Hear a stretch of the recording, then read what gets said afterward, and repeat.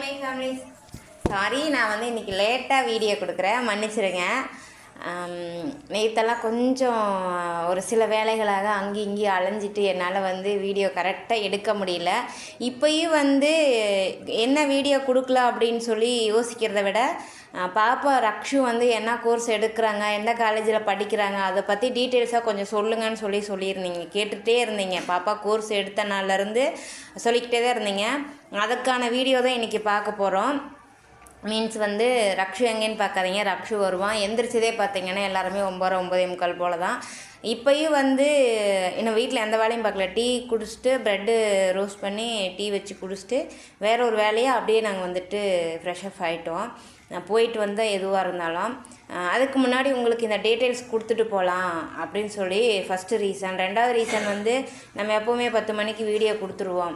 அதை நம்ம வீடியோ கொடுக்கலன்னா அது எனக்கு ஒரு மாதிரி இருக்கும். ஸோ அதனால் பசங்க எல்லாமே நம்ம வீடியோக்காக வெயிட் பண்ணிகிட்ருப்பீங்க அப்படிங்கிறனாலையும், என்னோடய அக்கா தங்கச்சி எல்லோரும் வெயிட் பண்ணிகிட்ருப்பீங்க அப்படிங்கிறனாலையும் எல்லாத்துக்கும் இனிய விநாயகர் சதுர்த்தி நல்வாழ்த்துக்கள். எல்லோரும் ஹாப்பியாக சந்தோஷமாக இருங்க.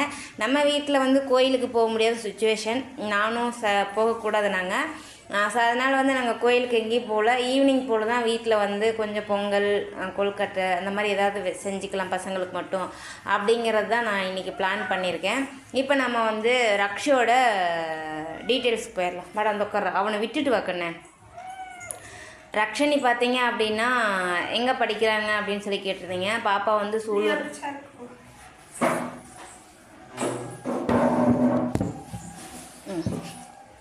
நம்ம ரக்ஷனி பாப்பா வந்துட்டு ஆர்விஎஸ் காலேஜில் படிக்கிறாங்க. சூலூர், கோயம்புத்தூர் பக்கத்தில் சூலூரில் ஆர்விஎஸ் காலேஜில்.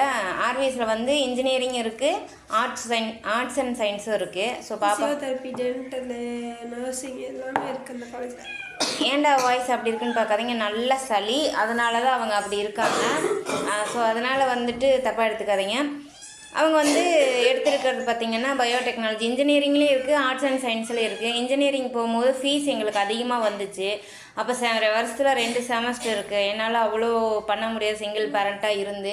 இதுவே நம்ம வந்து ரொம்ப சிரமப்பட்டு தான் ஃபீஸ் கட்டுற மாதிரியே இருக்கும். ஸோ அதனால் வந்து சரி, எல்லா பக்கமும் நாங்கள் வந்து ஒரு 6-7 காலேஜ் வந்து செலக்ட் பண்ணி அதில் எல்லாமே நாங்கள் விசிட் பண்ணி அதில் டீட்டெயில்ஸ் எல்லாம் தெரிஞ்சுக்கிட்டு டீட்டெயில்ஸ்லாம் தெரிஞ்சுக்கிட்டு எந்த காலேஜுக்கு கொடுக்கலாம் அப்படின்னு சொல்லிட்டு விசாரிக்கும் போது, அப்புறம் நான் மெயினாக வந்து அவன் எந்த பஸ்ஸில் ஏறினாலும் ஒரே பஸ் தான் இருக்கணும், இறங்கி பஸ் மாறக்கூடாதுன்னு சொல்லிட்டு கற்பகம்,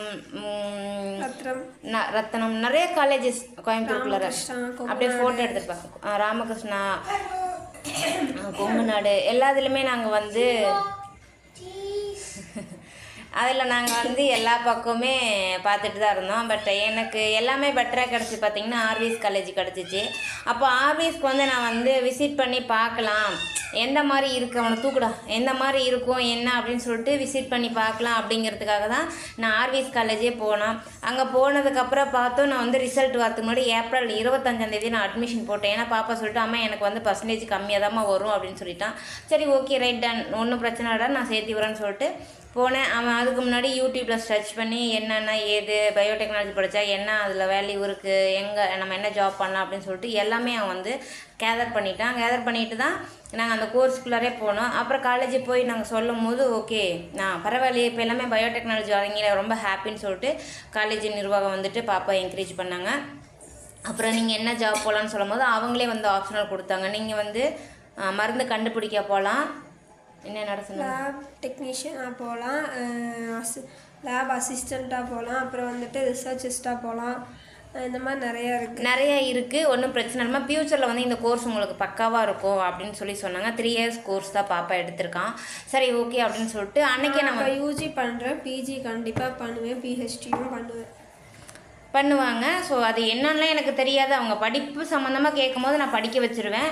நிரஞ்சனிக்கும் அதே மாதிரி தான், ரக்ஷனிக்கும் அதே மாதிரி தான். ஸோ இப்போ வந்துட்டு அவங்க அந்த கோர்ஸ் எடுக்கிறேன்னாங்க. ஓகேன்னு அன்றைக்கே வந்து அட்மிஷன் போட சொன்னாங்க. ஆனால் அன்றைக்கி நாங்கள் அட்மிஷன் போடுற மைண்ட் செட்லேயே நான் போகலை. ஆக்சுவலாக சும்மா காலேஜ் போய் விசிட் பண்ணிட்டு வரலாம், எப்படி இருக்குது என்னன்னு சொல்லிட்டு விசிட் பண்ணி வரலான்னு சொல்லிட்டு தான் நாங்கள் காலேஜுக்குள்ளே போனோம். அப்புறம் அங்கே போனதுக்கப்புறம் எல்லாமே கேட்டதுக்கப்புறம் எனக்கே தோணுச்சு, போ இன்றைக்கி நல்ல நாள் தான், இன்றைக்கே அட்மிஷன் போட்டு விட்டோன்னு சொல்லிட்டு யார்கிட்டையும் எந்த ஒரு ஒப்பீனியனும் கேட்கல. அதுக்கப்புறம் எனக்கு ஒரு ஃப்ரெண்டு வந்து இப்போது best event happy Sunday run பண்ணாங்க இல்லையா, அவர் தான் என்கிட்ட. ஆனால் அவர்கிட்ட பேசும்போது அவர் சொன்னார், பாப்பாவுக்கு இந்த காலேஜ் பெட்டராக இருக்கும், உமன்ஸுக்கு பெட்டராக இருக்கும், அங்கே எல்லா ஸ்டூடெண்ட்டும் வருவாங்க, கேரளா ஆந்திரா எல்லாமே வருவாங்க, பாப்பா நிறைய நாலேஜ் கற்றுப்பா, நீங்கள் அங்கேயே நீங்கள் செலக்ட் பண்ணுறது பெட்ரு. பாப்பா இன்னொன்று இங்கே உங்கள் இருக்கிற இடத்துலேருந்து பஸ் ஏறினா ஒரே பஸ்லேயே போயிட்டு வந்துக்குவா, பிரச்சனை இல்லாமல் இருக்கும், சேஃபாக இருக்கும். நீங்களே ஏதாவது ஒன்றா பாப்பா போய் கூட்டு வந்தாலும் நீங்கள் இன்னும் 3 பஸ்ஸு மாறி போடுற மாதிரி நீங்கள் வந்து பண்ண வேண்டாம் அப்படின்னாங்க. சரி ஓகே அப்படின்னு சொல்லிட்டு அப்புறம் அவங்களாம் சொன்னதை வச்சு நான் பாப்பாவுக்கு அட்மிஷன் போட்டேன். அட்மிஷன் போட்டு உடனே காலேஜுக்கு வந்து ஃபஸ்ட்டு செம் ஃபீஸ் கட்ட சொன்னாங்க. அட்மிஷன் போட்டு 5000 கட்டி அட்மிஷன் ஃபீஸ் போட்டு வந்தாச்சு. அப்புறம் 26,000 பாப்பாவோட டீட்டெயில்ஸ் கோர்ஸோட செமஸ்டர் ஃபீஸ் என்னன்னு கேட்டிருந்தீங்க. ஒரு செமஸ்டருக்கு வந்து பாப்பாவுக்கு 26,000 செமஸ்டர் ஃபீஸ் மட்டும், அட்மிஷன் ஃபீஸ் இல்லாமல் செமஸ்டர் ஃபீஸ் மட்டும் 26,000. அது போக பாப்பாவுக்கு வந்து செமஸ்டர் எக்ஸாம் வரும் இல்லையா, அப்போ பேப்பர்ஸ் வைஸாக மாறும் போது நமக்கு 2,000 2,500 அந்த மாதிரி ஃபீஸ் வரும். அது வருஷத்தில் வந்து ஒரு 4 ரூபா to 5 ரூபா எக்ஸ்ட்ரா ஒரு 2 செமஸ்டருக்கு செமஸ்டர் ஃபீஸ் இல்லாமல் அது வரும்னு சொல்லி சொன்னாங்க. சரி, ரெக்கார்டுக்கும் கல்ச்சுரல்ஸுக்கும் ஃபீஸ் வரும்னு சொல்லி சொன்னாங்க. சரி ஓகே ரைட்டு. இதுக்கு நீங்கள் டொனேஷன் கட்டினீங்களான்னு கேட்டீங்க. நான் டொனேஷன்லாம் 1 ரூபா கூட நான் வந்து பே பண்ணலை. சரி ஓகே, நான் அட்மிஷன் போட்டாச்சு. நான் காலேஜ் அட்மிஷன் போட்டு ஒரு 20 நாள்லேயே திரும்ப ஒரு செமஸ்டர் ஃபீஸை ஃபுல்லாகவே நான் கட்டிட்டேன். 24,000 கட்டிட்டேன். 2,000 பாப்பா ஸ்காலர்ஷிப் வந்துச்சு. ஏன்னா நாங்கள் அந்த வீக்கில் போய் போட்டனால, ஏப்ரலில் 25 அந்த வீக்கில் லாஸ்ட் வீக்கில் போய் போட்டனால எங்களுக்கு ஸ்காலர்ஷிப் வந்துச்சு 2,000 ரூபா. அதோட மென்ஷன் பண்ணி பாப்பாவுக்கு வந்து எல்லாமே 3 வருஷமே 2,000 பாப்பாவுக்கு லெஸ் ஆகும். அப்போ ஒரு செமஸ்டருக்கு வந்து பாப்பாவுக்கு 24,000. அது போக செமஸ்டர் எக்ஸாம் ஃபீஸ் மட்டும் கொஞ்சம் மாறி வரும். அவங்க இதை பண்ணிவிட்டு அடுத்து ஒர்க் பண்ணிகிட்டே பிஜியாக அது என்னமோ சொல்கிறாங்க, யூஜியா பிஜியா அது என்னமோ எனக்கு சரியாக தெரியல, சொல்ல வரல. நம்மலாம் 6ஆம் கிளாஸே தறிக்குறி தெரியல. அவங்க சொன்னாங்க சரி ஓகே பண்ணுங்க. தற்குறி அது கூட பாருங்கள் எனக்கு கரெக்டாக சொல்ல தெரில. ஸோ அதனால் வந்து இவங்கள நம்பி நான் ஒரு செயலில் இறங்கிட்டேன். இவங்கக்கிட்ட பர்மிஷனோட இவங்க அனுமதியோட 2 பேர்த்திட்டையும் டிஸ்கஸ் பண்ணிவிட்டு தெளிவான ஒரு முடிவு எடுத்துட்டு நான் ஒரு இதுக்குள்ளே இறங்கிட்டேன். அதுக்கானது உங்களுக்கு சீக்கிரமாக நான் சொல்லுவேன். பாப்பாட்ட சொன்னால் ஓகேம்மா அப்படின்னாங்க. படிங்க, படிச்சுட்டு ஒர்க்குக்கு போங்க, அம்மாவோட கொஞ்சம் கஷ்டத்தை குறைச்சி விடுங்க அப்படின்னு சொல்லி இவங்க பர்மிஷனோட நான் அந்த வேலைக்குள்ளே இறங்கிட்டேன்.